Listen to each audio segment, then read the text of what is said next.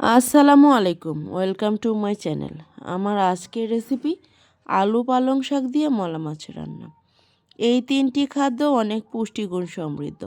এই তিনটিকে আজকে একসাথে রান্না করব। এভাবে পালং শাক রান্না করলে খেতে দারুণ হয় এবং এক প্লেট ভাত অনায়াসে খেয়ে নেওয়া যায়। সেজন্য এখানে আমি আলু পালং শাক এবং মলা মাছ নিয়ে নিয়েছি। প্রথমে হাঁড়িতে আমি পরিমাণ মতো তেল দিয়ে দিচ্ছি পেঁয়াজ কুচি। এখানে আমি 4টা পেঁয়াজ কুচি করে নিয়েছি। দিয়ে দিচ্ছি 3-4 কোয়া রসুনের কুচি।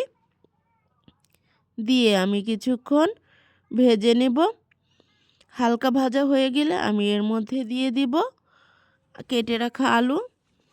আমি এখানে 4টা মাঝারি সাইজের আলুকে কেটে টুকরো করে নিয়েছি। আপনারা চাইলে আরেকটু ছোট টুকরো করতে পারেন কিংবা আরেকটু বড় করেও টুকরো করতে পারেন। দিয়ে দিচ্ছি সামান্য পরিমাণের লবণ। এখানে আমি আলুতে যতটুকু লবণ লাগবে সেই পরিমাণ লবণটাই ব্যবহার করব, কারণ পরে আবার লবণ আমি ব্যবহার করব। আলুটা যখন এরকম হালকা ভাজা ভাজা হয়ে যাবে তখন আমি এর মধ্যে দিয়ে দিচ্ছি 1/2 চামচ হলুদের গুঁড়ো, 1/2 চামচ মরিচের গুঁড়ো, 1/2 চামচ ধনিয়া গুঁড়ো এবং 1/2 চামচ জিরের গুঁড়ো। দিয়ে কিছুক্ষণ নেড়েচেড়ে আমি মশলাটা কষিয়ে নেব। সেজন্য দিয়ে দিব সামান্য একটু পানি, যাতে মশলাটা পুড়ে না যায়। মশলাটা কিছুক্ষণ কষানো হয়ে গেলে আমি এর মধ্যে কেটে ধুয়ে রাখা মলা মাছটা দিয়ে দিচ্ছি। আমি এখানে মলা মাছ ব্যবহার করেছি, আপনারা চাইলে অন্য যে কোনো ছোট মাছ ব্যবহার করতে পারেন। মলা মাছটা আলুর সাথে কিছুক্ষণ কষিয়ে রান্না করে নেব। এরপরে আমি এর মধ্যে দিয়ে দিচ্ছি কেটে ধুয়ে রাখা পালং শাক। এখানে আমি 2 মুঠো পালং শাক ব্যবহার করেছি। অর্ধেকটা আমি দিয়ে দিচ্ছি, বাকি অর্ধেকটা আমি পরে দেব। দিয়ে আমি কিছুক্ষণ ঢেকে রান্না করে নেব। যখন 2-3 মিনিট রান্না করার পর আমি নেড়ে চেড়ে দিব। শাকটা কিছুটা মিলিয়ে এসেছে। এখন আমি নেড়ে চেড়ে দিয়ে বাকি শাকগুলো দিয়ে দিব।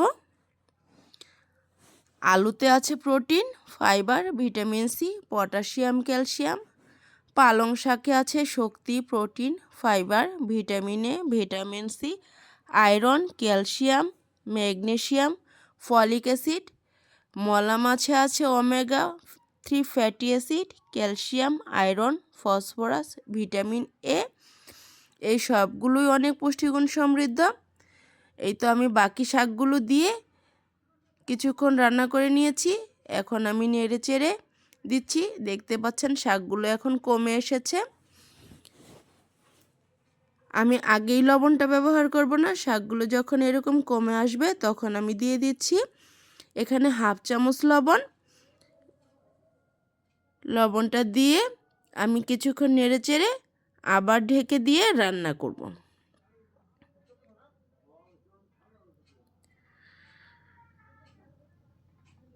কিছুক্ষণ রান্না করার পরে আবার নেড়ে চেড়ে দিব।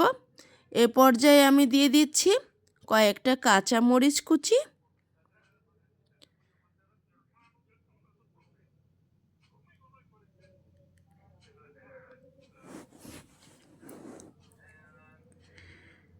এ পর্যায়ে আমি লবণটা চেক করে নিব। যখন আমার এরকম রান্না হয়ে যাবে তখন নামিয়ে নিতে পারবো, কিন্তু আমি আরেকটু ঝোল কম করব, সেজন্য আরও কিছুক্ষণ রান্না করব। এই তো আমার রান্না হয়ে এসেছে। এখানে সবগুলো খাদ্য পুষ্টিগুণ সমৃদ্ধ। আলু শক্তি যোগায়, পটাশিয়াম উচ্চ রক্তচাপ নিয়ন্ত্রণে সহায়তা করে। পালং শাক রক্ত শূন্যতা প্রতিরোধ করে, হাড় এবং চোখের স্বাস্থ্য ভালো রাখে এবং মলা মাছ হাড় মজবুত করে, হার্ট ও ত্বকের জন্য উপকারী। এই তো ভালো লাগলে সাবস্ক্রাইব করে পাশে থাকবেন।